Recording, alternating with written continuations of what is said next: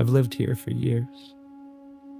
So yeah, I was just going to the supermarket. No need for GPS. I think I know where I'm going. I'm driving on instinct, not really thinking. Just following the route my body already knows, but halfway through the turn, that's when it hits me. I don't live there anymore, not just the house, the whole world I used to move in, that's not mine now. And the weird part is, I don't even want to go back, but some part of me still defaults to it, still loops the old directions like muscle memory.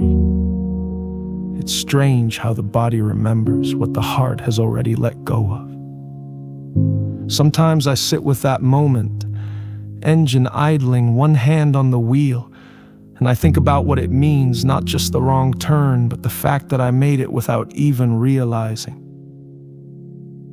I used to live in that house. I used to build my days around it, and even though I left for good reasons, sometimes it still haunts me.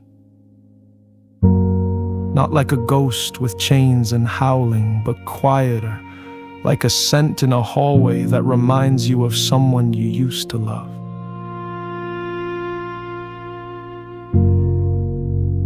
I sit on the couch, maybe something simple to eat, maybe just the quiet, and there's this strange sense of freedom, not loud or triumphant, almost quiet enough to miss, but it's real.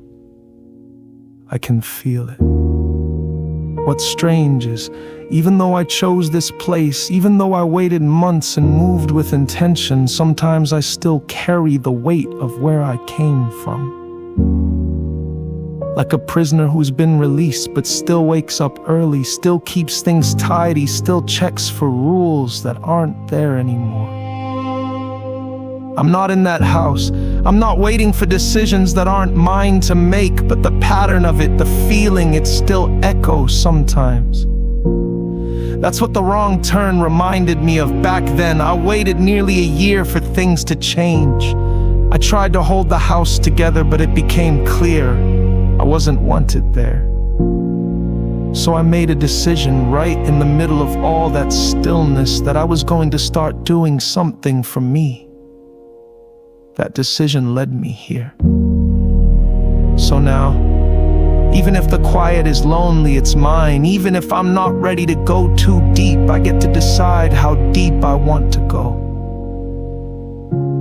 I'm not rushing. I'm just being, cooking something I want, catching up on things I never had time for, letting the simplicity hold me, and maybe slowly letting go of those old instincts. And I think that's where I am now. Not just sitting in a different living room, but moving through a different season. One where I don't need to rehearse my defense or explain my worth. I've already been through the trial and I've stepped outside the courtroom. When I talk to people now, it's not about proving anything. I don't need to sell who I am. I just show up, calm, clear, tuned in. And they feel it.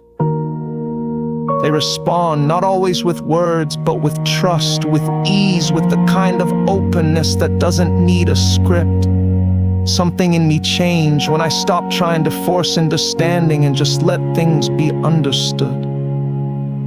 That's how I show up at work. That's how I show up in conversations. I meet people where they are, not with perfect answers, but with presence, with space, with the kind of attention that lets someone feel seen without being studied.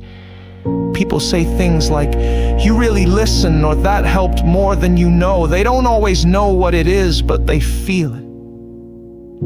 That quiet steadiness, that sense that I'm not pushing back or pulling away, I'm just here with them.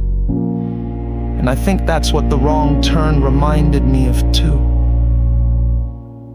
I don't have to go back there. I don't have to get stuck in patterns that aren't mine anymore.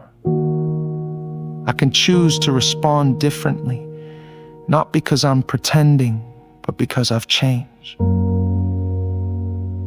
So even though I made a wrong turn, it doesn't mean it was a dead end. I still picked up a lot along the way, and now that I have an internal compass I've worked on and developed, I have a better sense of where I'm going.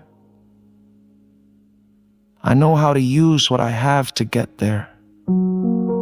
That compass doesn't make every step easy, but it keeps me aligned. It reminds me of who I am, even when old roads try to call me back. And that makes all the difference.